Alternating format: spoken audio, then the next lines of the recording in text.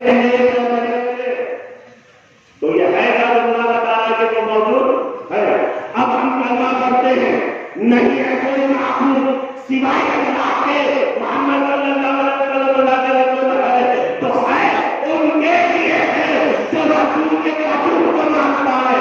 یعنی یہ تینوں کلمہ ہے مولا والا کلمہ نہیں. ذکر برکت کا نفاق ہو سکتا ہے کہ زبان سے تو وہ کہتا ہے کہ محمد صلی اللہ علیہ وسلم اللہ کے رسول ہے اور اسے مانتا ہے کہ رسول تھے تب وقت زبان کو دین کے مطابق تو کر دے. اگر میرا عقیدہ یہ ہے کہ محمد صلی اللہ علیہ وسلم اللہ کے رسول تھے تو کلمے میں تو بدل کے پڑھ ہے کے بجائے پھر پڑھ کیا ہوتا. ایک چھوٹا سا بچہ بھی کر کے کہہ دے گا کہ مولوی صاحب آپ بھی مسلمان تھے. لا الہ الا اللہ محمد رسول اللہ نہیں ہے کوئی معبود سوائے اللہ کے محمد صلی اللہ علیہ وسلم اللہ کا رسول. میں مانتا ہوں کہ سورج پہلے روشنی والا چاند پہلے چاند کی بات دریا پہلے رہانی چاہتا دھوپ پہلے نیا چاند موٹی پہلے جگہ بات. مگر آپ مجھے یہ بتائیے کہ آپ کو سورج پہلے ملا کے روشنی نہیں چاند پہلے ملا کے چاند نہیں. آپ کو سمجھنے کی بات سوچنے کی بات. اگر آپ ادھر سے آ رہے ہو تو پہلے سورج بعد میں روشنی پہلے چاند بعد میں چاند. اور اگر تم ادھر سے جا رہے ہو تو پہلے چاند بعد میں چاند پہلے روشنی بعد میں سورج. جب ہم ادھر سے جا رہے ہیں تو پھر ہم جو کلمہ پڑھ رہے ہیں لا الہ الا اللہ محمد رسول اللہ. حضرت مفتی صاحب بجلا کے سرپرستی میں عرض کرا کہ یہ کلمہ غلط ہے. لا الہ الا اللہ محمد رسول اللہ یہ جو ترتیب ہے نا یہ ترتیب غلط ہے. کیوں؟ اس لیے کہ پہلے ہم نے محمد رسول اللہ کو مانا پھر آپ کے کہنے پر لا الہ الا اللہ کا بھی مانا. ہم نے پہلے حضور کو مانا. اسلام کی سب سے پہلی دعوت کے بعد میرے آقا پہاڑ کی چوٹی پر کھڑے ہو کر سب سے پہلے ہم نے آپ کو منوایا. کیا فرمایا؟ لوگوں بتاؤ تو مجھے کیا مانتے ہو. تو سب کے سب ایک آواز ہوگا جواب دیتے ہیں کہ آپ تو صادق و امین ہے. آپ کے دینوں کے راہ کے اندر ہے. آپ انسانیت کے مسیحا ہے. میرے آقا نے فرمایا اگر میں تم سے یہ کہوں کہ ایک فوج ہے جو تم پر حملہ کرنے والی ہے تمہیں برباد کرنے والی ہے ہلاک کرنے والی ہے تو کیا تم میری بات کو مانو گے؟ تو تمام کے تمام نے کہا ہاں ہم آپ کی بات کو مانیں گے کیونکہ آپ کو صادق ہے. تو پھر میرے آقا نے فرمایا جس طرح تم میرے کہنے پر میری اس بات کو مان رہے ہو ایسے ہی میرے ہی کہنے پر تو دعویٰ نہیں مانا. تو پہلے ہم نے محمد رسول اللہ کا مانا نا پھر آپ کے کہنے کے بعد لا الہ الا اللہ کا نہیں مانا. تو پھر یہ کلمے کی ترتیب الٹی کیوں ہے؟ پہلے لا الہ الا اللہ بعد میں محمد رسول اللہ ہونا نہیں چاہیے تھا کہ پہلے محمد رسول اللہ بعد میں لا الہ الا اللہ. حضرت مفتی صاحب اللہ سے بھی گزارش ہے کہ کلمے کی ترتیب کو کچھ بدل مگر حضرت فرماتے ہیں نہیں کلمے کی ترتیب تو ٹھیک ہے پہلے لا الہ الا اللہ کی کو بعد میں محمد رسول اللہ. میں نے کہا حضرت مفتی صاحب میں نے تو پہلے محمد رسول اللہ کا مانا پھر آپ کے کہنے پر لا الہ الا اللہ کا نہیں مانا. یہ الٹی ترتیب کیوں ہے؟ تو اس مسئلے کو حل فرما دیا حضرت شاہ ابوالحق محدث دہلوی رحمۃ اللہ علیہ. آپ فرماتے ہیں کہ جب نور محمدی کو پیدا کرنا رہا تو فرمایا محمد رسول اللہ صلی اللہ علیہ وسلم نور محمدی پیدا ہو گئے.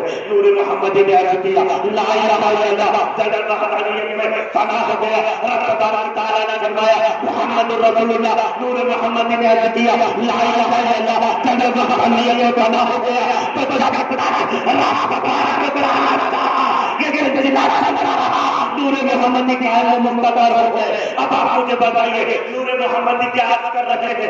لا الہ الا اللہ. اب آپ تبارک و تعالیٰ کیا فرما رہا ہے؟ محمد رسول اللہ. تو لا الہ الا اللہ یہ رسول کا ذکر ہے. محمد رسول اللہ یہ خدا کا ذکر ہے. لا الہ الا اللہ یہ رسول کا کلام ہے. محمد رسول اللہ یہ خدا کا کلام ہے. لا الہ الا اللہ یہ رسول پاک کی سنت ہے. محمد رسول اللہ یہ خدا کی سنت ہے. ترتیب بھی میری سمجھ میں آ گئی. اب اس کا مناسب ہونا میری سمجھ میں آ گیا کہ لا الہ الا اللہ پہلے اس لیے کہ جو لا الہ الا اللہ رہے گا وہ سنت مصطفیٰ پر عمل کرے گا، اور جو محمد رسول اللہ رہے گا وہ سنت کے کریا پر عمل کرے گا. تو یاد رکھو جب تک سنت مصطفیٰ پر عمل نہ ہوگا تمہیں آگے بڑھنے کی اجازت بھی نہیں دی جائے. لا الہ الا اللہ اسلام کا دعویٰ ہے. محمد رسول اللہ صلی اللہ علیہ وسلم اس دعوے کی دلیل ہے. میں اپنے عنوان کو طویل نہیں کرنا چاہتا، بس یہ دو نکتے عرض کر چکا. ایک ضروری مسئلے کی طرف آپ کے کہنے کو لے جانا چاہتا ہوں. آج کو کتنا پھیلا رہا ہے ایک مفتی نہیں ہے، مفتی ہے. حالانکہ سنیوں کا چولا، سنیوں کا جو بابا وہ وہابی بول بھی ہے، سنی نہیں ہے. کیوں؟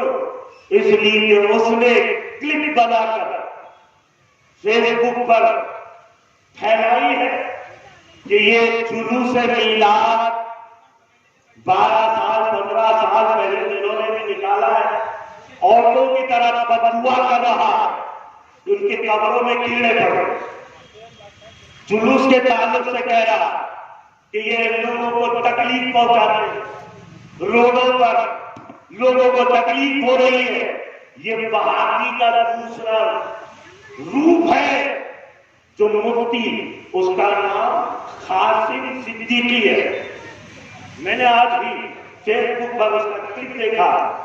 سنیوں کا چولا ہو کر وہابیوں کے چال چلن اپنایا ہوا، وہ میلاد سے انکار کر رہے ہیں. یہ کھلے عام میلاد سے انکار تو نہیں کر رہا، لیکن جلوس کے تعلق سے کہتا ہے کہ یہ غیر ضروری اور غیر محتبانہ حرکتیں ہیں کہ یہ میلاد جلوس نکالنا 12 سال یا 15 سال پہلے یہ میلاد جلوس نکالا گیا. میں پوچھنا چاہتا ہوں کہ تو مفتی ہے نا، مفتی اپنے آپ کو مفتی کہتا ہے اور میلاد جلوس کا انکار کر رہا ہے. میلاد جلوس کی بات تو رہنے دے، لیکن یہ بتا کہ جلوس نکالنا جائز ہے کہ نہیں؟ جلوس نکالا گیا ہے کہ نہیں؟ سب سے پہلا جلوس آقائے مدینہ صلی اللہ علیہ وسلم نے نکالا تھا. پہلے جلوس کو میرے آقا نے گائیڈ کیا تھا، جس کی نگرانی خود میرے آقا فرما رہے تھے. فتح مکہ کے بعد جب میرے آقا لوٹے جلوس کے ساتھ پہنچے تھے. یہ پہلا جلوس تھا. وہ میرے داخل ہونے پر میرے آقا نے پہلا جلوس نکالا تھا. نبی کی یاد ہمارے لیے نعمت ہے، ہم نے نبی کی میلاد کا جلوس نکالا. یہ جلوس کو روکنے والے مختلف ہتھکنڈے استعمال کرتے ہوئے آج یہ مفتی بولے بھائی سنی مسلمانوں کو عورتوں کی طرح بدعائیں دے رہا ہے کہ ان کی خبریں بھی قبروں میں کیڑے پڑے. تیری خبر میں کیڑے پڑے. جو نبی کی میلاد کو روکنے کے لیے آج وہابیوں کو خوش کرنے کے لیے اپنے آپ کو سنیوں کا چولا اوڑھ کر کے سنیوں میں گھسا ہوا ہے، ایسے لوگوں سے اپنے آپ کو بچانا چاہیے. میلاد کا انکار کو آج وہابی کر رہے ہیں. آج اہل حدیث جماعت اسلامی تبلیغی جماعت یہ سکھلائی اہل قرآن جتنے بھی جماعتیں ہیں جتنے بھی فرقے ہیں یہ میلاد کا انکار اور تو میلاد کے جلوس کا انکار کر کے ان وہابیوں کا ساتھ دیتا ہے اور اگر آپ کو مفتی کہتا ہے چاہیے تو سب سے بڑا جی اس کو بھی اڑ جاتا نمبر نہیں ہے. رہا سوال میلاد کے تعلق سے پوچھا جا رہا کہ میلاد منانا کہاں سے جائے. میلاد کی دلیل کیا ہے؟ الحمدللہ علماء جامع نظامیہ بے شمار دلائل پیش کر کے ہیں، کرتے رہیں گے، وہابی کی دلیں کو دباتے رہیں گے، لیکن ایک دلیل دے کر کے میں اپنی تقریر کو سمیٹنا چاہتا ہوں۔ حدیث کا حوالہ نہیں دے رہا، میں اس وقت حوالہ حدیث کا نہیں دے رہا، کیونکہ بہت سارے مکروہ ہمارے آس پاس بھی ہیں۔ کل صبح پھر پکڑ لیں گے کسی بولے والے سنی مسلمان اور سننے کے میلاد کی دلیل کیا ہے؟ اچھا کمال تو یہ ہے کہ دلیل پوچھتا ہے وہ کام پوچھتا ہے، پان کے گھر دلیل پوچھ رہا ہے ووٹر دلیل پوچھ رہا ہے، آٹو والا میں پوچھتا ہوں کیا اس کو دلائل کیا دلیل جاہل دے گا؟ دلیل کون دے گا؟ جو عالم ہوگا، دلیل تو عالم سے ملے گا نا۔ میں پوچھتا ہوں اگر تجھے میلاد کی دلیل چاہیے تھا تو مفتی حمید قادری داس کی بارگاہ میں کیوں نہیں گیا؟ دلیل تو وہ دے گا، لیکن نہیں ان کے پاس نہیں جائے نہیں تو تجھے گا۔ اب اگر ہم نے حدیث کا حوالہ دے دیا تو یہ رٹے ہوئے توتے ہیں، رٹے ہوئے یہ جو آپ دیکھیں ایسی لمبی لمبی داڑیاں، ارے کوئی کمال کی صورت بنا کر رکھے، عجیب حال، داڑھی چھوڑنا کیا پتا چھوڑتا گیا ایسا کیا کہ داڑھی اٹھا کر جیب میں رکھتا، داڑھی اٹھا کر کے پکڑ میں رکھتا، داڑھی کا ارے داڑھی چہرے پر رکھو تو چہرہ دیکھو تو دل کو سکون ہونا چاہیے۔ الحمدللہ دیکھو جن کے چہروں پر داڑیاں ان کے چہروں کو دیکھو تو دل کو دل کو سکون ملتا ہے۔ ان کا حال تو یہ ہے کہ ان کے چہرے کو دیکھے تو حسرت طاری ہو جائے، عجیب قسم کے حال، لمبی لمبی داڑیاں چھوڑ دیا، اب ایسی لمبی لے کر آیا پوچھا دلیل کیا ہے؟ حدیث کا حوالہ دیا، رٹا ہوا تو ہوتا ہے، رٹا ہوا ان کو رٹا دیا جاتا ہے۔ اگر کوئی دلیل دے دیا تو کہتے ہیں یہ دلیل ہے، ضعیف ہے، انکار کر دیتا ضعیف حدیث۔ میں نے پوچھا ضعیف کس کو کہتے ہیں؟ حدیث ضعیف بھی ہو جاتا ہے، اچھا ٹھیک ہے ضعیف کہتے کس کو؟ تو بولا جس حدیث کا راوی، جواب سنیں جاہل کا جواب سنیں، لمبی داڑھی چھوڑنے سے عالم نہیں بن جاتا۔ جواب سنیں کیا کہنے لگا؟ جس حدیث کا راوی ضعیف ہو وہ حدیث ضعیف ہوتی۔ میں نے کہا اللہ اکبر، تو اس کو تو یہ بھی نہیں پتا کہ ضعیف حدیث کا ہے۔ اچھا میں نے پوچھا کہ یہ بات لگے ایک دوسری بات بتا، حدیث کتنے اقسام کی ہے؟ کتنے اقسام کی حدیث ہے یہی بتا۔ ہاؤ مینی ٹائپس آف حدیث، کتنے اقسام ہیں حدیث کے؟ وہ بھی نہیں پتا۔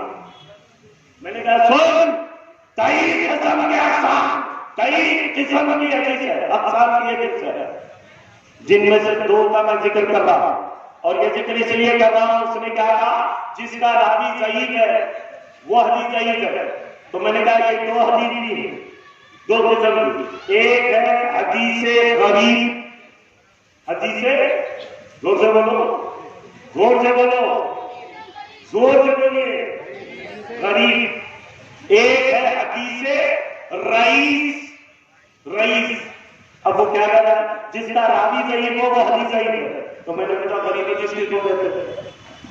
جس کا راوی غریب ہو وہ غریب حدیث ہو گئی، جس کا راوی رئیس ہو وہ رئیس حدیث ہو گئی۔ ارے بے وقوف ہو، علم دین حاصل کرنا اتنا آسان نہیں۔ آج کل لمباڑے بھی حدیث سمجھانے میں تلے ہوئے، کوٹ پینٹ ٹائی پہن کر کے لمباڑے بھی حدیث سنا رہے۔ ذاکر کو بن گیا، ساتھ میں نائب کو بھی لایا۔ ذاکر نائب ہونے سے کوئی عالم نہیں ہوا جی، وہ حدیث سمجھا رہا ہے۔ چھوڑو ان کو سائڈ میں رکھو۔ جو بات میں آپ کو بولنا چاہتا ہوں وہ یہ کہ میں حدیث کا حوالہ نہیں دے رہا، میں حدیث قدسی کا حوالہ دے رہا ہوں۔ حدیث قدسی، حدیث قدسی، حدیث وہ ہے جو میرے سرکار کا ارشاد ہو اور صحابہ جس کی روایت کریں وہ ہمارے لیے حدیث ہے. اور حدیث قدسی اسے کہا جاتا ہے جو اللہ کا ارشاد ہو اور خود حقائق صلی اللہ علیہ وسلم جس کی روایت کریں وہ ہمارے لیے حدیث قدسی ہے. حدیث قدسی اب حدیث قدسی کا حوالہ دے رہا ہوں.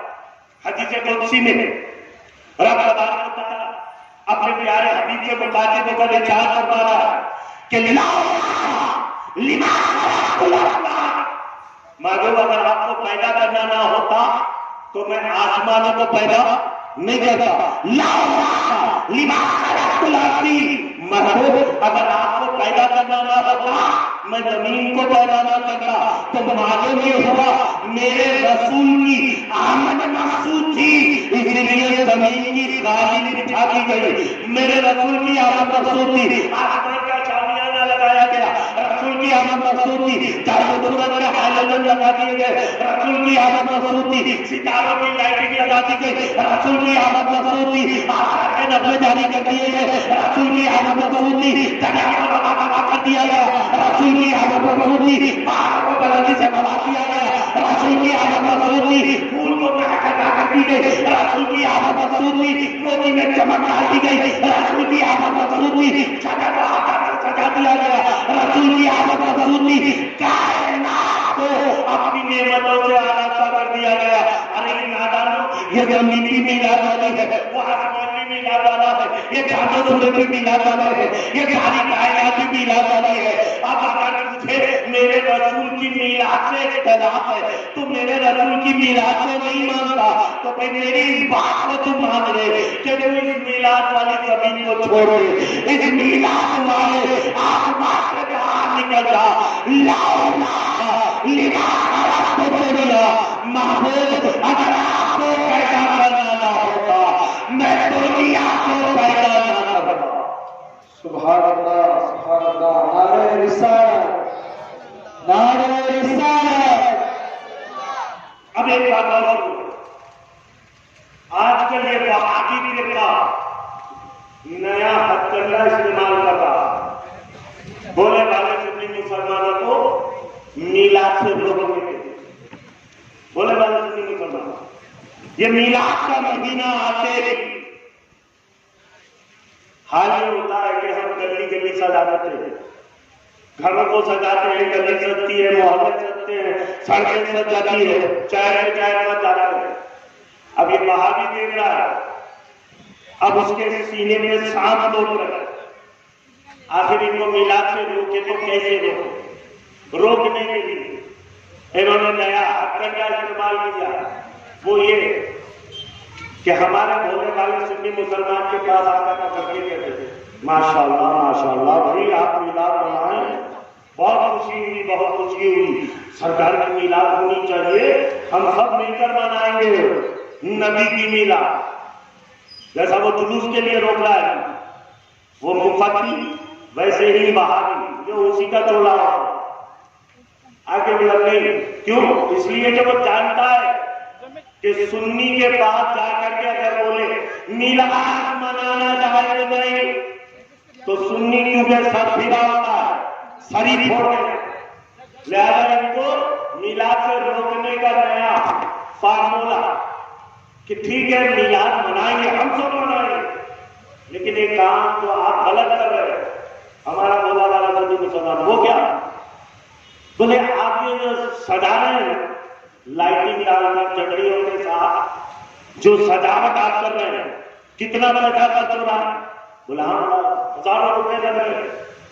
تو بولے یہی پیسہ اگر بچا کر کے کسی غریب لڑکی کی شادی کر دو تو کتنا ثواب ملے گا. ہمارا بولا والا سنی وہ بیچارہ محبت کا بنتا ہے محبت سے بولتا ہے. یہ بولا ہاں یار یہ بات بھی صحیح ہے. سر جھکا کر کے بولا بالکل صحیح. آئندہ سال ہم میلاد کریں گے مگر سجاوٹ نہیں کریں گے. اب ہم نہیں سجائیں گے نہ جھنڈیاں لگائیں گے نہ لائٹنگ لگائیں گے نہ سجاوٹ کریں گے بلکہ پورا پیسہ جمع کر کے غریب لڑکی کی شادی کر دیں گے. یہ سنی نے طے کر دیا وہابی کا فارمولا یہاں کام کر رہا ہے. اس نے پہلے اسٹیپ پر قدم رکھا دیا, پہلی سیڑھی چڑھوا دی اس نے, چلو میلاد سے روکنے کی پہلی سیڑھی. لیکن نہیں دوستو, میں اس کا جواب بھی دیتا چلوں. آؤ میں اس وہابی کے سوال کا جواب دیتا ہوں. جواب سنو. میرے نبی نے آج سے 1450 برس پہلے ارشاد فرمایا تھا کہ میری امت میں 73 فرقے ہوں گے, 73. دیکھوں میں آپ کتنے لوگ جا رہے ہیں, کون جا رہا ہے, کون سو رہا ہے, ذرا میرے سوال کا جواب دیں. جو سو رہا ہے وہ خاموش بیٹھے, جو جا رہا ہے باہر بنا لگا. میرے نبی نے کیا فرمایا تھا کہ میری امت میں 73. اب آپ یہ نہ سوچئے کہ منا صاحب بولیں گے کہ جنت میں کون جائے گا, دوزخ میں کون جائے گا. اب منا صاحب کو اتنا وقت نہیں ہے کہ جنت اور دوزخ کا آپ کو بتا دیں, کیونکہ ہم تو یہ جانتے ہیں کہ جنت میں تو ہم ہی جائیں گے, ہمارا ہی فرقہ ہے جو جنت میں جائے گا. اہل سنت والجماعت ہی جنت میں جائے گا. کیوں؟ اس لیے کہ ہم تو دلیل بھی رکھتے ہیں, وہ صرف دعوے کرتے ہیں, ہم دلیل رکھتے ہیں. دلیل ہم دیں گے کہ ہم جنت میں کیسے جائیں. میں وہ نہیں بتا رہا, لیکن جو پوائنٹ آف ویو آپ سے ذہن ڈالنا چاہتا ہوں وہ یہ کہ 73 فرقوں میں 73 فرقوں میں میلاد النبی صلی اللہ علیہ وسلم کتنے فرقے والے مناتے ہیں؟ زور سے بولیے, کسی میں بات کا ڈر نہیں ہے. جب تک ہم یہاں بیٹھے کوئی نہیں ہوا. ایک فرقہ ہے, کون سا فرقہ ہے؟ اہل سنت والجماعت, ہمارا فرقہ اہل سنت والجماعت. اور یہ جو اہل سنت والجماعت ہے نا, یہ بڑا غریب فرقہ ہے. ہم بہت غریب ہے نا, بہت غریب ہے, مگر پھر بھی ہم اپنی غریبی پر ناز کرتے ہیں.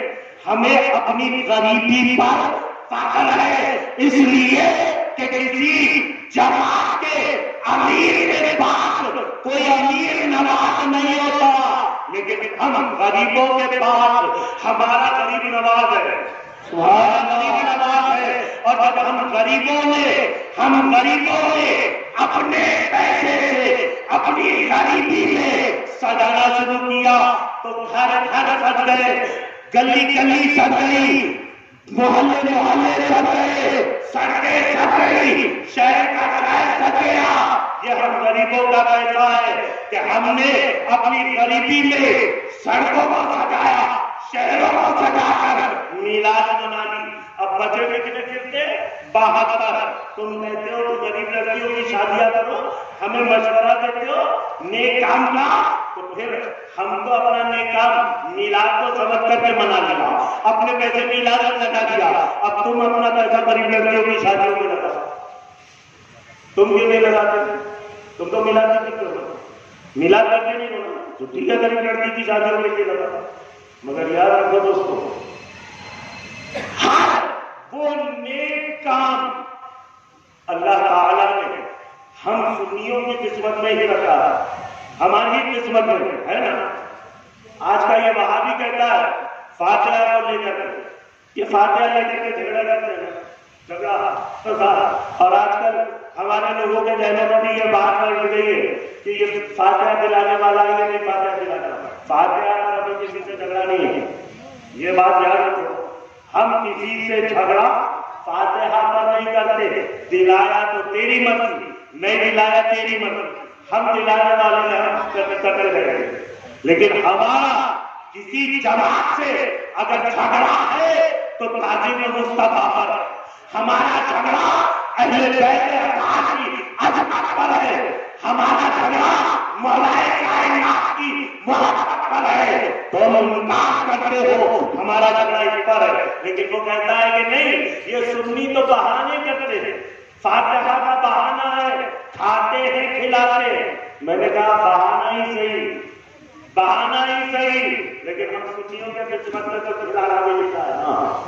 ہم کھلاتے تو ہیں, بہانہ ہی صحیح بھائی، بہانے ہیں، ہم زیارت کر کے کھلاتے ہیں، تقویٰ کر کے کھلاتے ہیں، بیسواں کر کے کھلاتے ہیں، چہلم کر کے کھلاتے ہیں، اور کر کے کھلاتے ہیں، پرسی کر کے کھلاتے ہیں، گیاسی کر کے کھلاتے ہیں، باسی کر کے کھلاتے ہیں، کھلاتے ہیں، ہے نا؟ کھلانا ہماری قسمت میں ہے، ہر لوگ ایک کام ہماری قسمت میں نہیں تھا، غریب لڑکیوں کی شادیوں کا کام یہ بھی ہماری قسمت میں ہے۔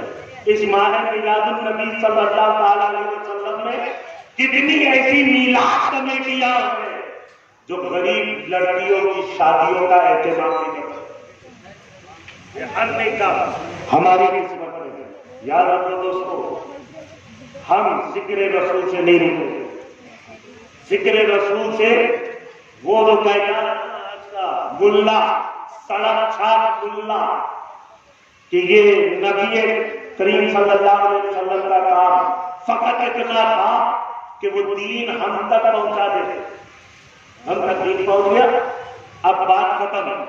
جو کچھ بھی ہے ڈائریکٹ ہے کنیکشن، ڈائریکٹ کی بات کرتا ہے، ذکر رسول سے رکتا ہے۔ میں نے کہا ٹھیک ہے، ہم بھی ذکر رسول نہیں کریں گے، مگر ہماری بھی ایک کنڈیشن ہے، وہ پوری کر لیں، ہم بھی مان لیں گے۔ بولا وہ کیا؟ میں نے کہا سوچ، ایک جگہ بتا جہاں اللہ کے ساتھ رسول کا ذکر نہ ہو، ہم چھوڑ دیں گے، رسول پاک کا ذکر ہم بھی چھوڑ دیں گے، لیکن ایک جگہ بتا، ایک جگہ بتا۔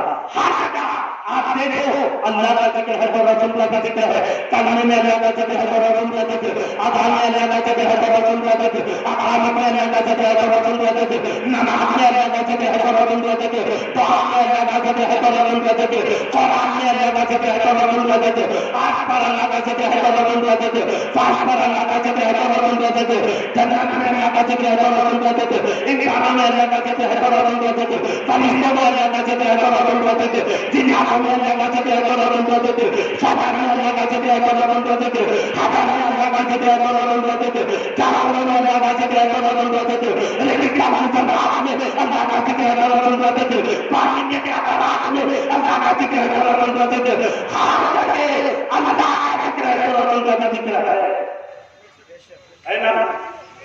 بولو بھائی کس کو شک ہے؟ کوئی زور سے بولو، ہے کہ نہیں؟ ہے نا؟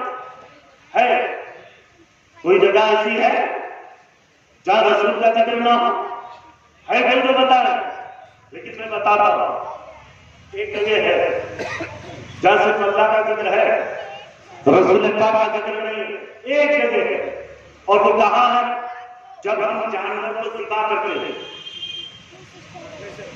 کیا کہتے ہیں؟ کیا بول کر ذبح کرتے ہیں؟ بسم اللہ اللہ اکبر، وہاں سے اللہ کا ذکر ہوتا ہے، رسول کا ذکر نہیں ہوتا۔ اکثر ہم منہاج قادری تقریر کر رہے ہیں، آجو بازو چھپ کر راوی بھی بہت سنتے ہیں، چھپ کر سنتے ہیں، کان کھول کر سن رہے ہیں۔ اب تو خوش ہو گیا ہوگا کہ بھئی ایک جگہ منہاج قادری نے بتا دی، خوش ہو گیا ہوگا، مگر میں اس کی خوشیوں پر پانی پھیرنے والا ہوں، میں اس کی خوشیوں پر پانی پھیر دوں گا۔ اب میں یہ بتاؤں گا کہ وہاں صرف اللہ کا ذکر ہوتا ہے، لیکن رسول پاک کا ذکر کیوں نہیں ہوتا؟ ذکر کیوں نہیں ہوتا؟ اس کی وجہ کیا ہے؟ وہ ریزن کیا ہے؟ تو اس کی وجہ سنو، اس لیے کہ رب تبارک و تعالیٰ فرماتا ہے کہ اے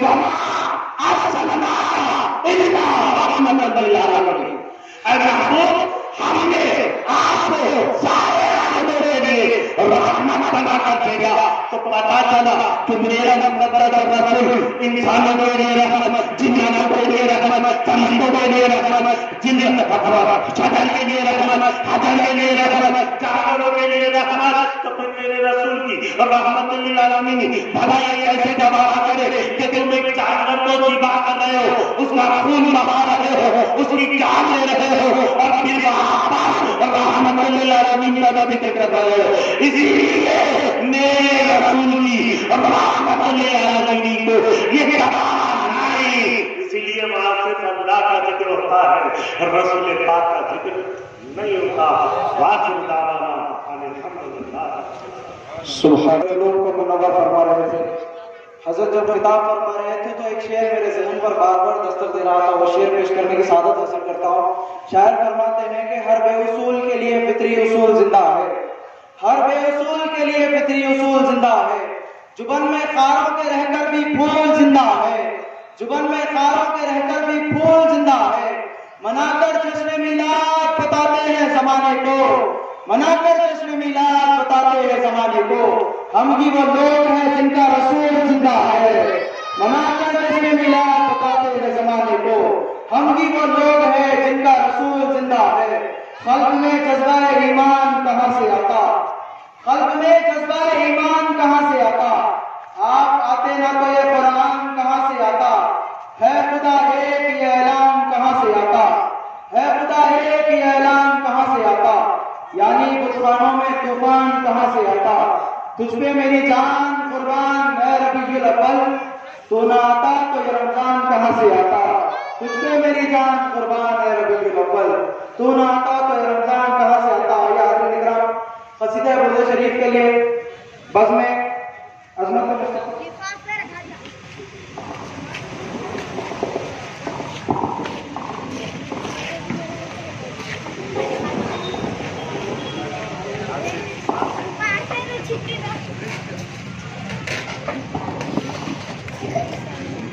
حضرت مولانا مفتی حنیف صاحب یہاں پر تقریر کے بعد آپ کو کہیں دوسری طرف جانا ہے، میری یہ خواہش ہے کہ آپ کی موجودگی میں کچھ انعامات بچوں میں تقسیم ہو، کیونکہ اور بھی علماء کرام انشاءاللہ تشریف لائیں گے۔ منہاج قاضی صاحب الحمدللہ تشریف رکھنے والے ہیں، لیکن علی جناب مفتی حنیف قاضی صاحب کو یہاں پہ بیان کر کے دوسری طرف بھی جانا ہے، اسی لیے یہ ہماری خواہش ہے کہ کچھ بچوں کو آپ کے بھی دست مبارک سے انعامات تقسیم کیے جائے۔ تو آئیے میں ترغیبی انعامات کے لیے بچوں سے یہ التماس کرتا ہوں، جیسے ہی نام پکارا جائے بچے انعامات لینے کے لیے جلد سے جلد آ جائیں۔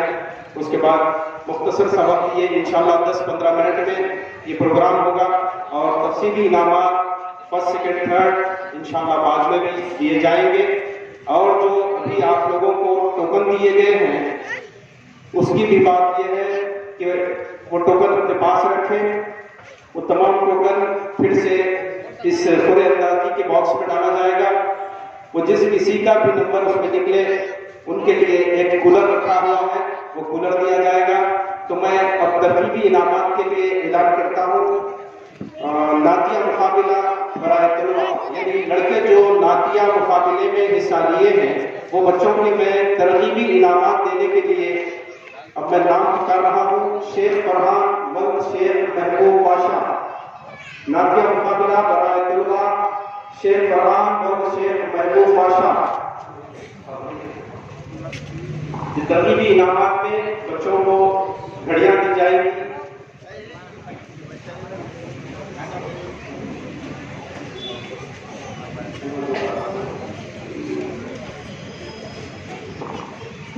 حافظ محمد علی ولد محمد اکبر صاحب، حافظ محمد علی ولد محمد اکبر صاحب۔ محمد سفیان رضا ولد محمد مجیب الرحمان، مدرسے نور الاسلام، مدرسے جامعہ انواریہ۔ محمد سفیان رضا ولد محمد مجیب الرحمان، مدرسے جامعہ انواریہ۔ یہ شیخ فرحان شیخ محبوب پاشا، مدرسے عربیہ مدینہ العلوم، اور حافظ محمد علی اور محمد اکبر ولد مدرسے نور الاسلام۔ اب میں محمد رحمت عالم ولد محمد حشیم الدین جامعہ انواریہ، گنبد کا مدرسہ جامعہ انواریہ کے طالب علم محمد رحمت عالم ولد محمد حشیم۔ یہ کمسن صلاحان رسول حضور علیہ السلام کی بارگاہ اقدس میں نعت پاک پڑھ کر ترغیبی انعامات حاصل کر رہے ہیں۔ اب میں پانچواں نام محمد ناظر علی ولد محمد حبیب الدین جامعہ انواریہ، مدرسے جامعہ انواریہ۔ ناظر عالم ولد محمد حبیب الدین جامعہ انواریہ۔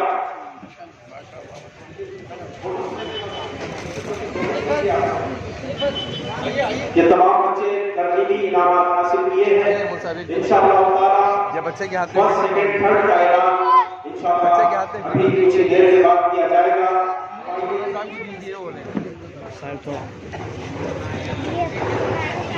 तकरीबी मुकाबले में हिस्सा लेने वाले तरजीही इनामात, अब मैं नाम ले रहा हूँ। मोहम्मद दानिश अशरफी वल्द मोहम्मद मुश्ताक साहब, मदरसे जामिया रिवाया। दानिश अशरफी वल्द मोहम्मद मुश्ताक, मदरसे जामिया रिवाया, ये तकरीबी मुकाबले में तरजीही इनामात हासिल कर रहे हैं। इंशाअल्लाह ताला बाकी फर्स्ट सेकंड थर्ड के लिए और भी वक्त लगेगा। अभी हजरत को जाना है, इसके लिए आपके भी दस्ते मुबारक से कुछ इनामात हासिल हो जाए, इसीलिए मैं ये प्रोग्राम बीच में रख दिया हूँ। आइए तीसरे नंबर पर मोहम्मद नूर रजा वल्द मोहम्मद आलम, मोहम्मद नूर रजा वल्द मोहम्मद आलम, मदरसे जामिया रिवाया। मोहम्मद नूर रजा वल्द मोहम्मद आलम, मदरसे जामिया रिवाया। अब चौथे नंबर पर तकरीबी मुकाबला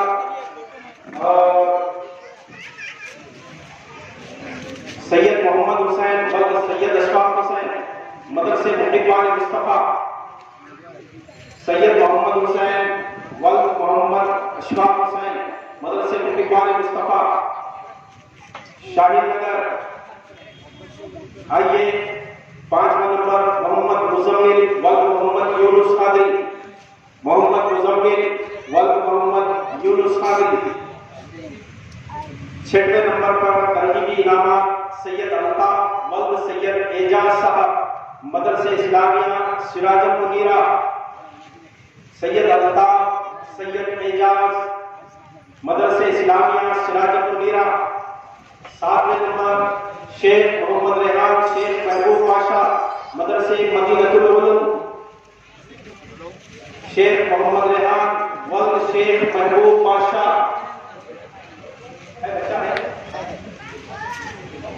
मदरसे मदीनतुल उलूम। शेख रहमत वल्द शेख इकबाल साहब, खादिम मस्जिद सालिमीन। ये तमाम तकरीबी मुकाबले में तरजीही इनामात हासिल कर रहे थे। इंशाअल्लाह ताला हजरत को ताक़ीद हो रही है। इंशाअल्लाह आपके खिताब के बाद फिर से बाकी इनामात तकसीम किए जाएंगे। अभी 3 इनामात तरजीबी, यानी 3 प्रोग्राम के इनामात तरजीबी और 5 प्रोग्राम फर्स्ट सेकंड थर्ड के इंशाअल्लाह ताला इनामात मजीद तकसीम किए जाएंगे। अल्हम्दुलिल्लाह ये तकरीबी मुकाबले में तरजीबी इनामात हासिल करने वाले और नातिया मुकाबले में तरजीबी इनामात हासिल करने वाले बच्चे थे। अब मैं तमाम ये बच्चों से गुजारिश करता हूँ कि वो अपने अपने मुकामों में तशरीफ ले जाए। हजरत को खिताब के लिए अब मौलाना की गुलपोशी होगी।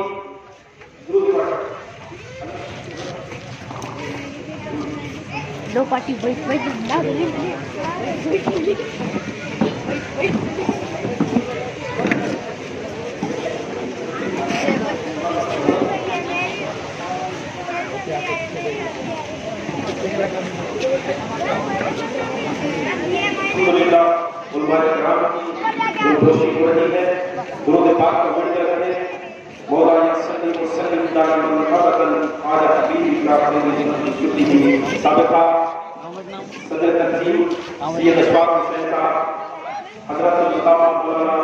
मोहम्मद अली बिन साहब की गुलपोशी फरमा रहे हैं। अपनी सदर तंजीम अली जनाब अफरोज भाई साहब, हज़रत मौलाना मुफ्ती हनीफ खान साहब की गुलपोशी किए हैं।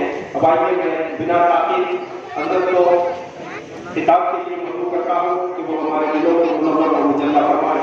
अली जनाब मुफ्ती मोहम्मद हनीफ खान साहब क़िबला, मुनाज़िर अहले सुन्नत वल जमात।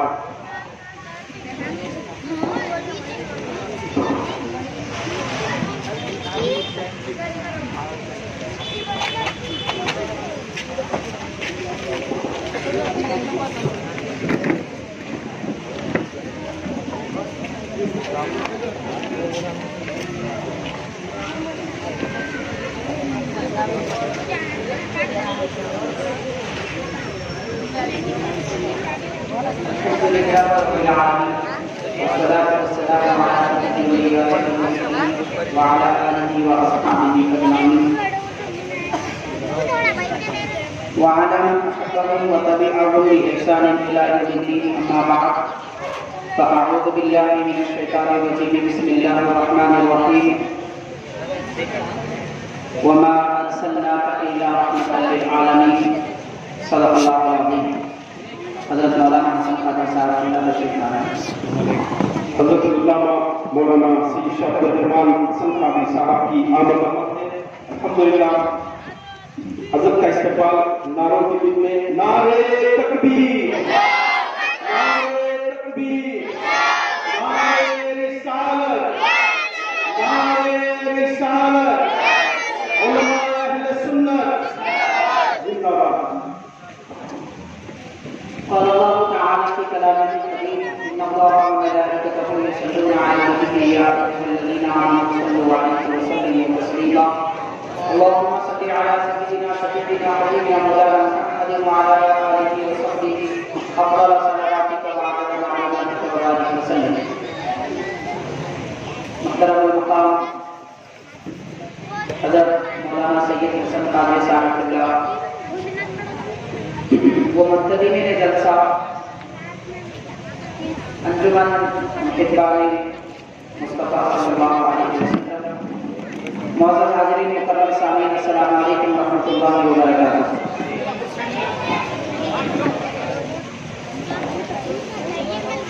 میں نے جو آیت کریمہ پڑھنے کا شرف حاصل کیا بڑی مشہور آیت پاک ہے اور تو یہ جانتا ہے اس کا مفہوم مطلب کیا ہے. اللہ تبارک و تعالیٰ نے فرمایا کہ اے نبی صلی اللہ علیہ وسلم ہم نے آپ کو سارے جہانوں کے لیے رحمت بنا کر بھیجا. حاضرین حضور نبی کریم رحمت للعالمین صلی اللہ علیہ وسلم سارے جہانوں کے لیے رحمت ہیں. رحمت کا معنی ہوتا ہے مہربانی. اردو زبان میں اس کا ترجمہ آسان انداز میں مہربانی سے کیا جاتا ہے لیکن رحمت کا بڑا وسیع مفہوم ہے. بہت مشابہ اس کے معنی ہیں. رحمت کا معنی ہوتا ہے کہ ہر ضرورت مند کی ہر ضرورت پوری کی جائے. اس کو رحمت کرتے ہیں.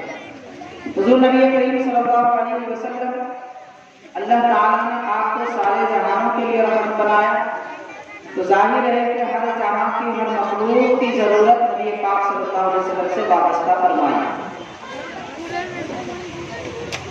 پیارے آقا صلی اللہ علیہ وسلم جہانوں کے لیے رحمت ہے تو ہمیں یہ معلوم کرنا ہے کہ جہان ہیں کتنے. ہم سمجھتے ہیں کہ زمین ایک جہان ہے یا یہ سمجھتے ہیں کہ ہم انسانیت کی مخلوق ایک جہان ہے. اگر حقیقت میں دیکھا جائے جیسا کہ علماء کرام نے تحریر فرمایا ہے اللہ تبارک و تعالیٰ نے 18,000 جہاں بنائے ہیں. 18,000 جہانوں میں حضور پیران عالم دستگیر رضی اللہ تعالیٰ عنہ کا فرمان آپ کی سیرت کی بڑی مشہور کتاب ہے خلائق الجواہر اس میں لکھا ہوا حضرت فرماتے ہیں کہ یہ دنیا اور آخرت ایک جہان ہے. تو ایسے اللہ نے 18,000 عالم بنائے ہیں. تو پیارے آقا صلی اللہ علیہ وسلم 18,000 عالموں کے لیے رحمت ہے. اب غور کیجئے کہ ہم جس زمین میں بستے ہیں وہ پورے 18,000 عالموں میں سے نہیں بلکہ ایک عالم کا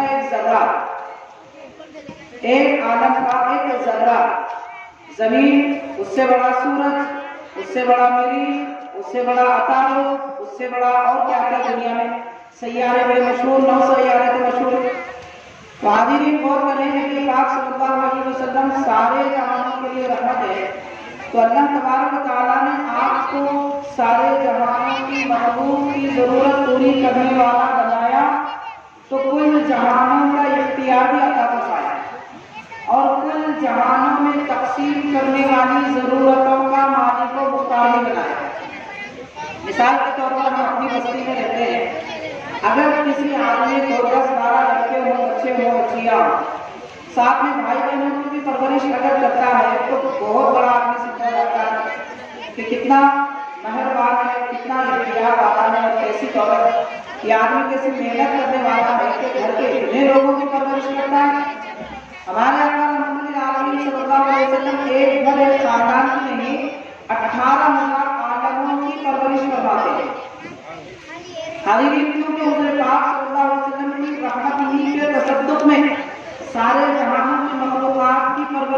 لیکن اگر نبی پاک صلی اللہ علیہ وسلم کی رحمت نہ ہوتی، نہ آپ زندہ رہتے، نہ ہم رہتے، نہ جمادات ہوتے، نہ حیوانات ہوتے۔ اور یہ بھی محققین تحریر فرماتے ہیں کہ زمین پر جتنی مخلوق ہے، سمندروں میں اس کے 3 گنا زیادہ مخلوق ہے۔ زمین پر جتنی مخلوقات ہیں انسان اور کے بشمول انسان کے ساتھ میں، اس سے 3 گنا زیادہ سمندروں میں مخلوق ہے۔ پیارے آقا صلی اللہ علیہ وسلم کا فیضان رحمت زمین پر بھی ہے، سمندروں میں بھی۔ اس بات کو سمجھنے کے لیے میں آپ کو ایک مثال دوں گا۔ بڑی مشہور کتاب ہے حضرت المدارس، حضرت علامہ اسماعیل صفوری رحمۃ اللہ علیہ، علامہ عبد الرحمن صفوری رحمۃ اللہ علیہ اس کتاب میں تحریر فرماتے ہیں، حضرت سلیمان علیہ السلام نے اللہ کے دربار میں عرض کیا، پروردگار تو جہانوں کو کھلاتا پلاتا ہے، رزاق ہے، میں یہ چاہتا ہوں کہ تیری مخلوق کی دعوت کروں، ضیافت کروں تیری مخلوق کی۔ تو رب تبارک و تعالیٰ نے فرمایا کہ اے میرے بندے نبی سلیمان، آپ کس بنیاد پہ کہہ رہے ہیں کہ میرے مخلوق کی ضیافت کریں گے؟ میں زمانے کو کھلاتا ہوں، میں زمانے کو کھلاتا ہوں، اور اتنی ساری مخلوقات ہیں۔ تو حضرت سلیمان علیہ السلام نے عرض کیا، پروردگار تیری اسی نعمت کی بنیاد پہ عرض کر رہا ہوں جو نعمت تجھے مجھے عطا فرمائی، اور وہ نعمت کیا ہے؟ قرآن مجید کہتا ہے، حضرت سلیمان علیہ السلام نے دعا کی تھی، ربی ہب لی ملکا لا ينبغي لأحد من بعدی، کہ اے پروردگار مجھے ایسی سلطنت عطا فرما کہ میرے بعد کسی اور کو نہ ملے۔ یعنی حضرت سلیمان علیہ السلام نبی بھی ہیں، بادشاہ بھی ہیں۔ ساری دنیا میں نبوت اور بادشاہت والے 2 نبی گزرے، حضرت داؤد علیہ السلام، حضرت سلیمان علیہ السلام۔ باقی 1,24,000 جتنے انبیاء ہیں سب نبی رہے، کوئی نبی بادشاہ نہیں تھے۔ لیکن اللہ تبارک و تعالیٰ نے دنیاوی یعنی ظاہری سلطنت بھی حضرت سلیمان و داؤد علیہ السلام کا عطا فرمائی، اور باطنی روحانی سلطنت یعنی نبوت اور رسالت کی عطا فرمائی۔ حاضرین، حضرت سلیمان علیہ السلام نے عرض کیا تو پروردگار نے فرمایا، اے سلیمان آپ میری مخلوق کی ضیافت نہیں کر سکو گے؟ تو عرض کرتے ہیں کہ پروردگار مجھے اجازت عطا فرما، میں ضیافت کرنا چاہتا ہوں۔ تو رب نے فرمایا کوئی علاقہ مخصوص کر دو، کیا کہاں مخلوق کی ضیافت کرو؟ تو حضرت سلیمان علیہ السلام نے اپنی سلطنت جس جگہ آپ کی قائم تھی، تخت نشین جس علاقے میں تھے، اس علاقے کی سلطنت کو منتخب کیا۔ اس علاقے کی سلطنت میں انسان بھی ہیں، جنات بھی ہیں، حیوانات بھی ہیں، جمادات بھی ہیں، سمندری مخلوق بھی ہیں، سب موجود ہیں۔ چنانچہ آپ کی دعوت کا اہتمام کیا، دنیا بھر میں اعلان کیا، اور حضرت سلیمان علیہ السلام کے لیے اعلان کرنا کوئی مشکل کی بات نہیں تھی، کیونکہ اللہ نے آپ کو حیوانات کی بولی بھی عطا فرمائی۔ قرآن کہتا ہے وَعَلَّمْنَاهُ مَنطِقَ الطَّيْرِ، ہم نے پرندوں کی بولی یعنی حیوانات کی بولی آپ کو سکھائی ہے۔ تو آپ کی زبان جنات بھی سمجھتے ہیں، حیوانات بھی سمجھتے ہیں، ساری مخلوقات بھی سمجھتی ہے۔ آپ نے اعلان کیا اور رب تبارک و تعالیٰ نے اس کو عام فرمایا۔ اس طریقے سے سارے جہاں میں یہ اعلان ہوتا رہا۔ حاضرین کرام، حضور نبی کریم صلی اللہ علیہ وسلم کی سلطنت باطنی کیا ہے آپ اس کا اندازہ کریں، اور حضرت سلیمان علیہ السلام کی سلطنت باطنی کے ساتھ آپ کو جو ظاہری سلطنت بھی عطا ہوئی ہے آپ اس کا بھی اندازہ کریں۔ تو پیارے آقا صلی اللہ علیہ وسلم کی سلطنت سے اعلیٰ شان والی ہے، اور حضرت سلیمان علیہ السلام نے جب یہ اعلان فرمایا، خالق کائنات کی اجازت عطا فرمائی، تو رب تبارک و تعالیٰ نے آپ کو اجازت عطا فرمائی خاص مخلوق کے تحت میں اجازت دی گئی۔ حضرت سلیمان علیہ السلام نے جب اس کا اہتمام کیا ضیافت کا، اس وقت یہ دیکھا گیا کہ ایک مچھلی سمندر سے باہر آئی اور یہ کہنے لگی کہ اے سلیمان مجھے کھانا کھلاؤ، اس لیے کہ رب تبارک و تعالیٰ یہ فرما رہا ہے کہ آج ضیافت سلیمان کریں گے، میرے پاس تمہارے لیے کھانے کی اجازت نہیں ہے۔ تو مچھلی نے کہا کہ آپ رب نے مجھے آپ کی طرف بھیجا۔ حضرت سیدنا سلیمان علیہ السلام نے لوگوں کو حکم فرمایا کہ چلو اس کو کھانا دے۔ جو تام پکوان بھی ہوئے تھے اور انتظام بھی قدرتی پکوان کا کیا گیا تھا، قدرتی اشیاء کا کیا گیا تھا، وہ ساری چیزیں دیکھی جاتی رہی اور ایک مچھلی سب کچھ کھا گئی۔ مخلوق کے لیے جتنا تیار کیا گیا تھا وہ سب ایک مچھلی کھا گئی، کھانا ختم ہو گیا۔ حضرت سلیمان علیہ السلام سے مچھلی نے عرض کیا کہ حضرت اور دیجیے، مجھے بھوک لگ رہی ہے۔ تو سلیمان علیہ السلام نے فرمایا کہ اب میرے پاس کھلانے کو کچھ نہیں ہے. مچھلی کہتی ہے میرا پروردگار نے مجھے کبھی ایسا بھوکا نہیں رکھا کہ آج سلیمان نے مجھے بھوکا رکھا. تو غور کیجیے کہ ایک سمندر میں رہنے والی ایک مچھلی ساری مخلوق کے لیے جو ضیافت کا انتظام کیا گیا ہے سب کھا گئی، لیکن یہ کہتی ہے کہ ابھی میں بھوکی ہوں. یہ وہ سلیمان علیہ السلام ہیں جنہوں نے دعا کی تھی کہ پروردگار مجھے وہ حکومت اور وہ سلطنت عطا فرما کہ میرے بعد کسی کو نہ ملے. تو غور کیجیے کہ وہ سلیمان جن کو کسی کو نہ دی گئی سلطنت عطا کی گئی وہ بھی ایک مچھلی کو کھلا نہ سکے. اور اللہ تبارک و تعالیٰ نے ہمارے آقا رحمت للعالمین صلی اللہ علیہ وسلم کو کل جہانوں کے لیے رحمت بنایا. اور پیارے آقا فرماتے ہیں کہ انما انا قاسم واللہ یعطی. صحیح بخاری کی حدیث ہے حضور نے فرمایا اللہ مجھے دیتا ہے اور میں لوگوں میں تقسیم کرتا ہوں. تو پیارے آقا 18,000 عالموں کی مخلوق کو کھلاتی ہیں کہ نہیں معلوم اس میں کیسے ہزاروں لاکھوں ایسی مچھلیاں ہوں گی کہ جن کو کھلانے سے حضرت سلیمان علیہ السلام نے ہاتھ اٹھا لیا اور کہہ دیا کہ میں نہیں کھلا سکتا. معزز حاضرین، شکر ماننا چاہیے کہ خالق کائنات نے ایسے مختار نبی کا ہمیں امتی بنا دیا. اب اس کے ساتھ میں اہم بات عرض کرنا چاہوں گا. حاضرین، نبی پاک صلی اللہ علیہ وسلم کل جہانوں کے لیے رحمت ہے، مگر افسوس کی بات ہے کہ اس رحمت کی نعمت یہ امت نہیں پا سکی اپنے نبی صلی اللہ علیہ وسلم سے. اس لیے میں عرض کرتا ہوں حاضرین، آج غور کیجیے کہ آج ہماری مسلم قوم روز بے روزگاری سے پریشان، بیماریوں سے پریشان، لوگوں کے ظلم و ستم سے پریشان، اپنی ضرورتوں کی تکمیل نہیں ہو رہی ہے اس لیے پریشان ہے. اور اس کے لیے وہ ہر کام کر بیٹھتے ہیں. کسی کی چاپلوسی کر لیتے ہیں، کسی کے پیچھے پھر لیتے ہیں، جھوٹ بھی بولتے ہیں، حرام بھی کھا لیتے ہیں. جب کوئی راستہ روزی کا نہیں ملتا تو وہ حرام راستے پہ چلتے ہیں. سود میں مبتلا، نہیں معلوم کیسے کیسے گناہوں میں لوگ مبتلا ہیں.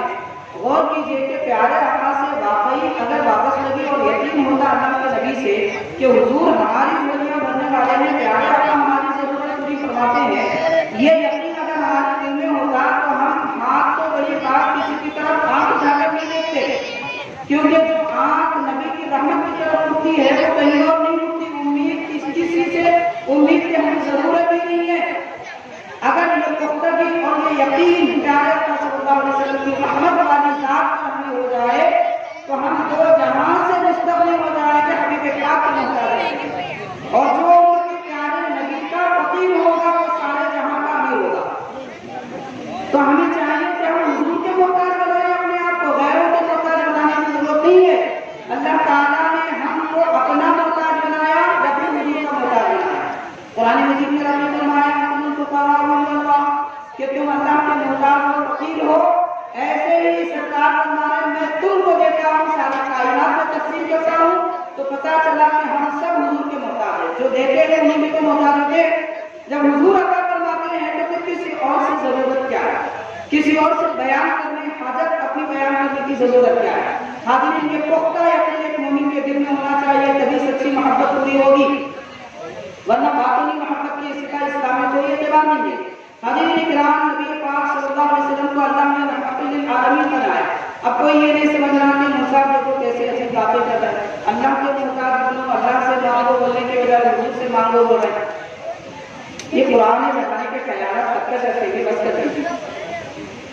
حاضرین دیکھیے، اللہ تبارک و تعالیٰ یقیناً حقیقی طور پر ساری کائنات کو عطا فرماتا ہے، اس میں کوئی شک کی بات نہیں ہے. باپ کھلاتا ہے تو حقیقت میں دیتا رہتا ہے، ماں دودھ پلاتی ہے تو حقیقت میں رب نے وہ دودھ کی نہریں ماں میں جاری فرمائی، کبھی دودھ کی پرورش کرے ہیں.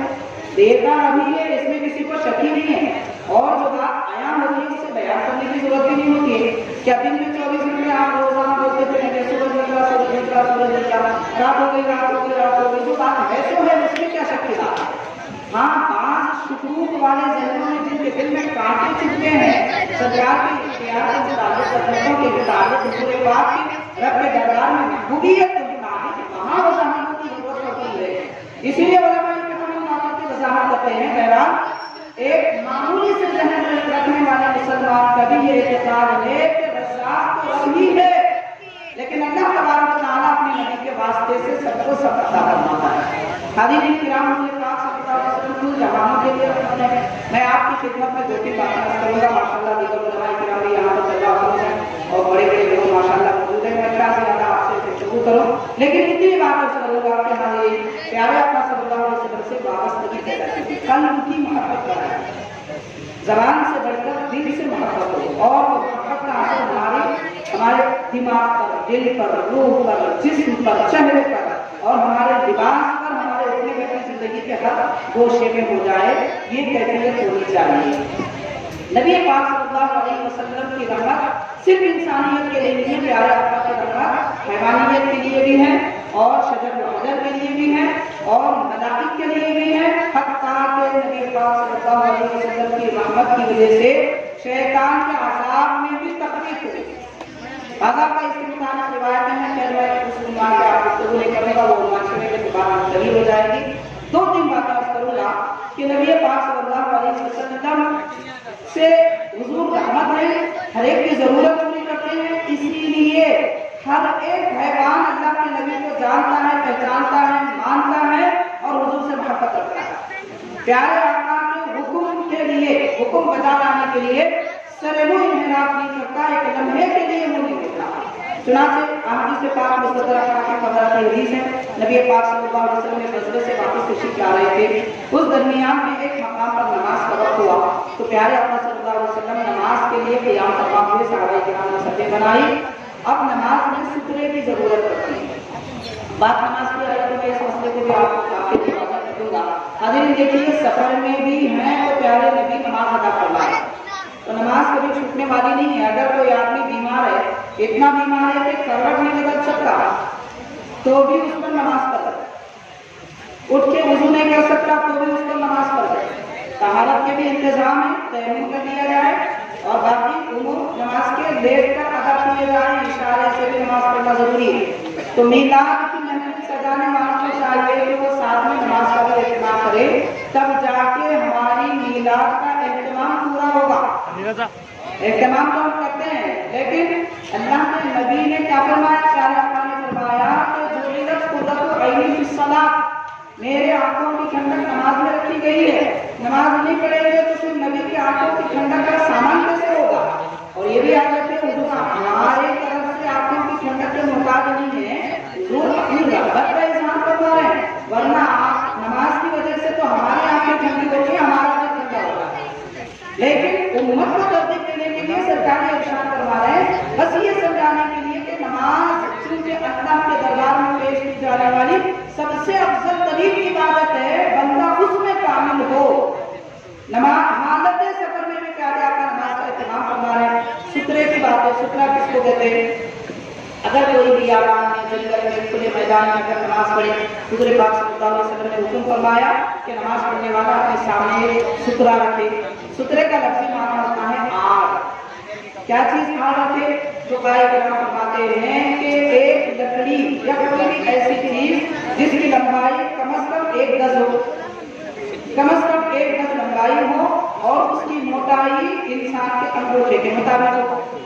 इतनी मोटी कोई चीज सामने रखी जाए, अब उसके सामने से जानवर गुजरे, इंसान गुजरे, कोई भी गुजरे, नमाज में खलल नहीं होगा और गुजरने वाला अगर इंसान गुजरे उसे गुनाह नहीं होगा।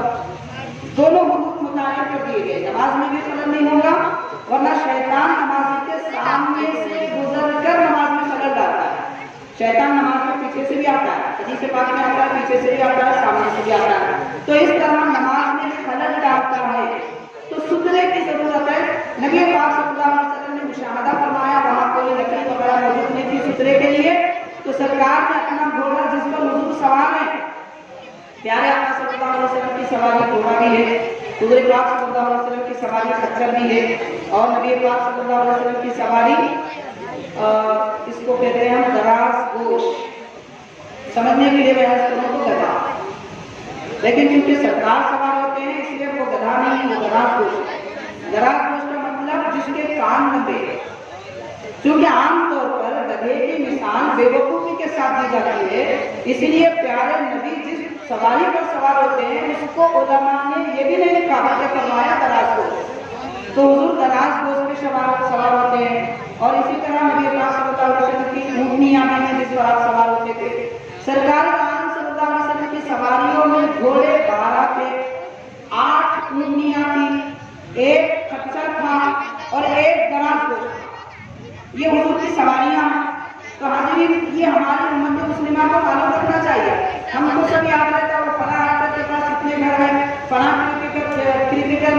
जितने मतलब जिक्र थे वो कलाम में सब याद रहता है, सरकार के बारे में पूछा गया है जीरो, मालूम कुछ नहीं है। माशाअल्लाह काबिल मुबारकबाद में अंजुमन होने वाला मुस्तफा के मीलाद का महीना जब आता है तो ऐसा इंतजाम करते हैं कि लोग बच्चों के दिलों में तक प्यारे नबी की सीरत पैबस्त हो जाती है। ये सब बेहतरीन काम है, इसको कहते हैं जमीनी काम। ऐसा भी जो नस्लों तक बाकी रहता है, ये काम उम्मत मुस्लिमा को करना चाहिए। हमारी आने वाली नस्ल को जाहिल नहीं आलिम बनाना चाहिए, आलिम बनाना चाहिए। हमारी आने वाली नस्ल को बचपन से पता चलेगा, ऐसे मुकाबलों में हिस्सा लेंगे, तकरीर करेंगे, नाते करेंगे तो मालूम होगा बच्चों को कि भाई हम नबी के उम्मती हैं, हम किसी और के गुलाम नहीं है, प्यारे आका के गुलाम हैं। ये बेहतरीन सामान है। तो बहरहाल हाजिरीन, मैं करना चाहता हूँ नबी पाक सल्लल्लाहु अलैहि वसल्लम की सवारियों में घोड़े तकरीबन 12 घोड़े थे, उनमें से एक घोड़ा उसको 10 सरदार सवार थे, उसको अपने सामने ठहराते हैं और फरमाते हैं, इरशाद फरमाते हैं ला तबरह हत्ता मुसल्लिया, कि ए घोड़े यहाँ से हिलना नहीं जब तक कि हम नमाज न पढ़े। देखिए हज़रत अल्लामा शिफाजी रहमतुल्लाह अलैह इस किताब ये हदीस पाक किताब शिफा में है, काजी याद रहमतुल्लाह अलैह उसकी शरह में अल्लामा शिफाजी रहमतुल्लाह अलैह इरशाद फरमाते हैं कि नबी पाक सल्लल्लाहु अलैहि वसल्लम के पास कई सहाबाए थे, रास्ते बहुत सारे थे, सफर में है, जाहिर है कि सफर में नमाज की रकातों में भी तकलीफ होती है, तो हुजूर ये भी फरमा सकते थे कि घोड़े को कोई पकड़ कर ले, बाद में तुम 2-4 रकात और जमात कर ले। जमातें आने की इजाजत सफर में है, मस्जिद में नहीं। मस्जिद में एक ही जमात पढ़ी जाती है, एक से ज्यादा नमाजें पढ़ना मस्जिद में ऐसे मस्जिदों में जो आबादी में रहती है, स्टेशन में है या फिर किसी और मकाम पर बाजार में है, ऐसे मकाम पर एक से ज्यादा नमाजें हो सकती हैं क्योंकि मुसाफिरीन का ताका लगा रहता है, लेकिन आबादियों की मस्जिद में नहीं है। जमातें से आने की गुंजाइश थी मगर सरकार ने हुक्म नहीं करवाया, ये भी फरमा सकते थे, मगर अल्लाह के नबी रब के दिए हुए इख्तियार को लोगों के सामने जाहिर भी करवाना चाहते थे कि देखो हम नबी सिर्फ उम्मतियों के नहीं है, कुल जहानों के नबी हैं। हुजूर ये बताना चाहते हैं इन्नमा उर्सिलतु इला खल्क़ि काफ़ा, रब ने मुझे सारे आलमों की तरफ भेजा है और रहमतुल लिल आलमीन बनाया है। इसलिए हुजूर पाक सल्लल्लाहु अलैहि वसल्लम अपनी ज़बान मुबारक का तसर्रुफ उस घोड़े पर जारी फरमाते हैं, हुक्म फरमाते हैं कि तू हिलना नहीं, ये नहीं फरमाया हटना नहीं, फरमाया हिलना नहीं। वो सहाबी फरमाते हैं जो रावी है, नमाज मुकम्मल हुई उस वक्त तक घोड़े ने न तुम हिलाया न कान झाड़े, बल्कि ऐसे खामोश हो गया जैसे कि पत्थर का बना हुआ। तो प्यारे आका के हुक्म की तामील जानवर भी ऐसा करते हैं, हैवान भी ऐसा करते हैं। हम इंसान हो तो हुजूर के अहकाम को न माने तो फिर हाजिरीन हैवान से बदतर है, और हुजूर से मोहब्बत घोड़े भी करते हैं और दराज़गोश भी करते हैं। अगर इंसान होने का दावा करने वाला सरकार आलम सल्लल्लाहु अलैहि वसल्लम से मोहब्बत नहीं करता तो वो हैवान से बदतर है। मुअज़्ज़ज़ हाज़िरीन, नबी पाक सल्लल्लाहु अलैहि वसल्लम की खिदमत बाबरकत में कैसे कई एक हैवानात आए जो हुजूर से मोहब्बत का इजहार करते हैं, प्यारे आका उन पर मेहरबानी का जज्बा जाहिर करवाते हैं। उनमें से एक आपको मैं करूंगा, हजरत जाबिर रज़ियल्लाहु ताला अन्हु फरमाते हैं कि पाक सल्लल्लाहु अलैहि वसल्लम गज़वे से वापस तशरीफ ला रहे थे, एक मकाम पर आराम के लिए हुजूर ने पड़ाव किया, सहाबाए किराम अपने महल में चले गए। हजरत जाबिर फरमाते हैं मैं एक दोस्त को लेकर जंगल का जायजा लेने को निकला, देखें कि कहाँ क्या मौजूद है, खुदा की फितरत के नज़ारे देखे। उस दरमियान में देखा कि एक दरख्त की टहनी पर कबूतरी का घोंसला है और उसमें हसीन खूबसूरत एक कबूतर का बच्चा है। जैसे मैंने उस बच्चे को देखा मुझे आ गया और मैंने ये इरादा किया कि प्यारे आका सल्लल्लाहु अलैहि वसल्लम की खिदमत में इस कबूतरी के बच्चे को हदिया पेश करूंगा। इस इरादे से उसे उठाकर लाया, हुजूर की खिदमत में पेश करना चाहता था। मैंने देखा कि मैं जब जा रहा था वहां पर कोई नहीं थे और जब वापस आया तो हुजूर ने सारे सहाबाए किराम को तलब करवा लिया था और सरकार ये इरशाद फरमा रहे हैं कि मैंने हजरत जाबिर फरमाते मैंने लोगों को हटाकर देखा तो अतराफ से सहाबाए किराम मौजूद थे।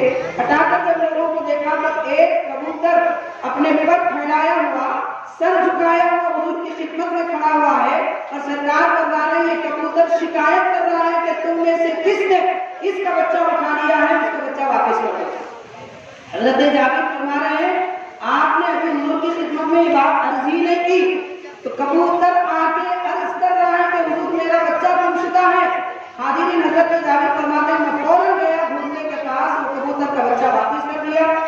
جگہ چھوڑ دیا، پھر حضور کی خدمت میں آ کے کہنے لگا کہ یا رسول اللہ صلی اللہ علیہ وسلم اس کبوتر کے بچے کو میں نے اٹھایا تھا، اچھا نظر آیا تو آپ کی خدمت میں دینا چاہا، لیکن آپ کا جان و جلال دے کر میں نے واپس اسی مقام پہ رکھ دیا۔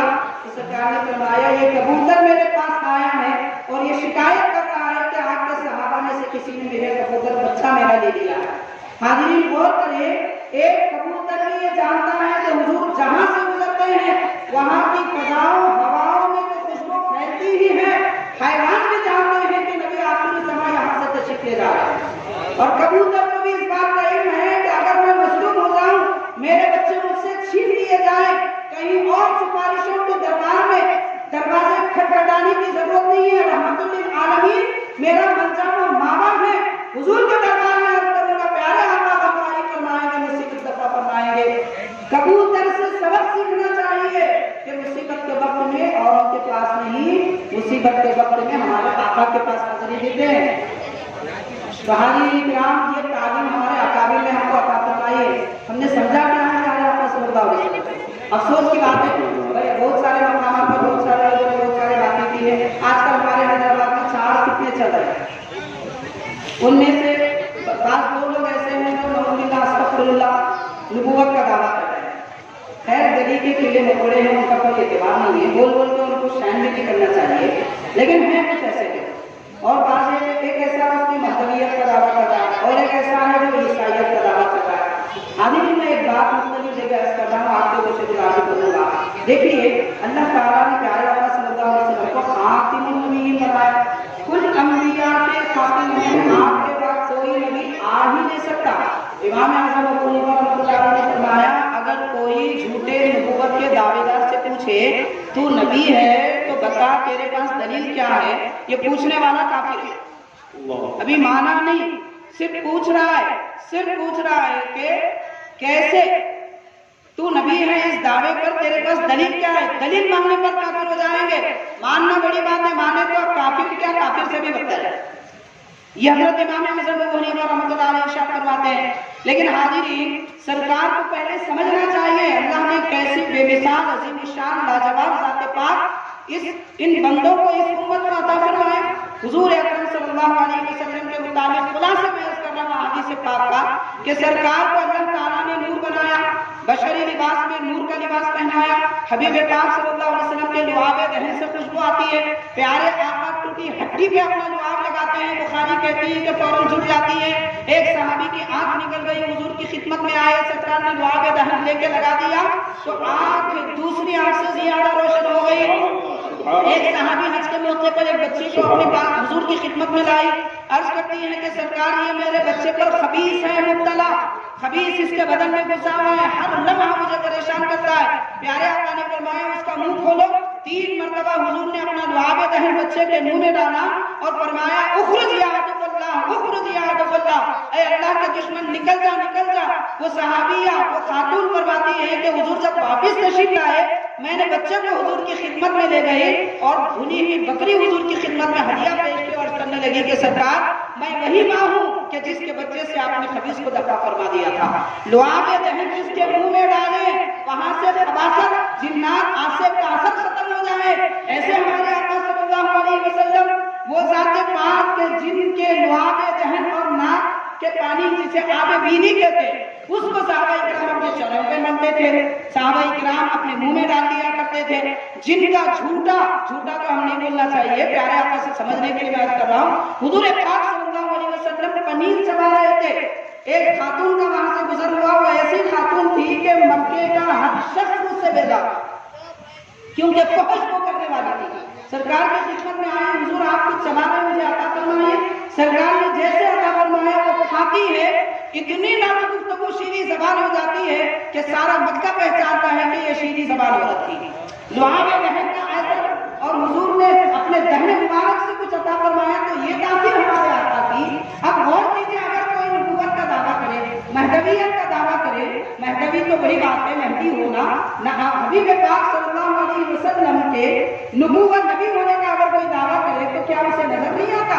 یہ آدمی جو دعویٰ کر رہا ہے پہلے اسے دیکھو، اس کے جسم کا سایہ پڑتا ہے وہ جھوٹا ہے، بلکہ میں تو کہوں گا اس ارادے سے دیکھنا بھی حرام ہے۔ उस इरादे से देखना भी हराम है, बल्कि कुफ्र हो जाएगा। लेकिन मैं ये इसलिए अर्ज कर रहा हूँ कि नासमझ इस दलदल में फंसते जा रहे हैं। तुम्हारी नासमझी के एतबार से कह रहा हूँ, देखो हमारे आका का साया नहीं था, इसका साया है तो ये नबी कैसे हो सकता है? हमारे आका के लुआबे दहन में खुशबू ही खुशबू है, तो बीमार है तो उसके धूप में तो बदबू आ रही है, फिर वो नबी कैसे हो सकता है? अरे नबूवत का दावा करना इतना आसान नहीं है, और किसी को नबी मानना भी इतना आसान नहीं है। खुली बात है, बिल्कुल वाज़ेह बात है। जैसे सूरज की रोशनी आम है, कोई आदमी अपने ग्राउंड में 10,000 लाइट लगा ले, सूरज की रोशनी नहीं ला सकता। कोई हजारों मर्तबा दावा कर ले, नबी आखिर ज़मा हो नहीं सकता। अल्लाह ताला ने नबी के जैसा किसी को बनाया ही नहीं। और ये जो फितने उभर रही है, फितने कोई फितने है ही नहीं, क्योंकि हमें जरूरत है हम पहले हमारे आका को जाने, फिर सब ये गंदे लोगों की गंदी फितरत भी समझ में आएगी। पाक नबी को पहचानेंगे तो गंदगी का पता चलेगा, नूर वाले नबी को जानेंगे तो अंधेरा मालूम होगा, इज्जत वाले नबी की शान और शौकत पता चलेगी तो जिल्लत वाले भी वाज़ेह हो जाएंगे। अल्लाह के महबूब मुख्तारे कायनात की हकीकत को जानेंगे तो जलीलों फकीरों को पहचान सकेंगे।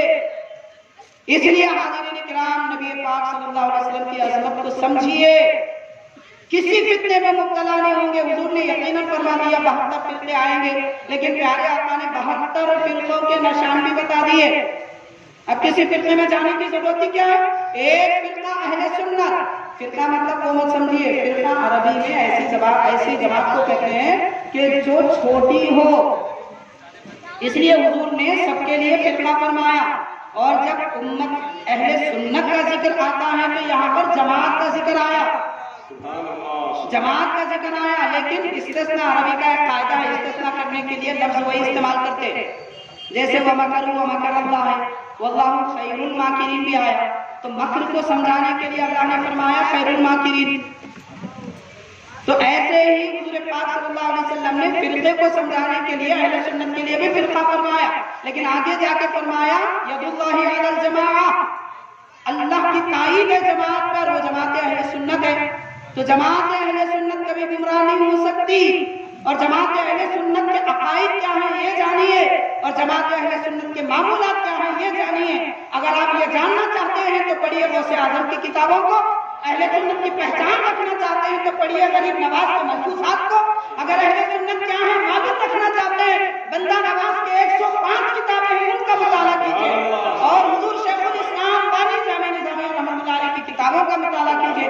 आला हज़रत इमाम अहमद रज़ा रहमतुल्लाह अलैह की किताबों का मुताला कीजिए। तमाम हमारा दक्कनिया हैदराबाद उलमा सूफिया असफिया का मस्कन है, गुलिस्तान है, यहाँ तकबीर, नारे रिसालत, उलमा अहले सुन्नत, बेशुमार उलमा औलिया असफिया यहाँ पर पैदा हुए हैं। हाज़िरीन, उनकी तसानीफ पढ़िए, उनकी किताबें पढ़िए, वो ज़ख़ीरा है, वो नमूना है हमारे लिए। शख्सियत को नहीं देखना चाहिए, बल्कि कदीम जमाने के बुजुर्गों को देखें, उनकी किताबें पढ़े, हक वाज़ेह हो जाएगा। कोई बात समझाने बताने की जरूरत ही नहीं है। बहरहाल अल्लाह तबारक व तआला हम सबको नेक तौफीक दे, प्यारे आका का फैज़ान अता फरमाए, रहमत की बेशुमार नेमतें हमको भी अता फरमाए। सल्लल्लाहु अलैहि वसल्लम अला खैरि खल्क़िही सय्यिदिना मुहम्मद व आलिहि व अस्हाबिही अजमाइन, अल्हम्दुलिल्लाहि रब्बिल आलमीन।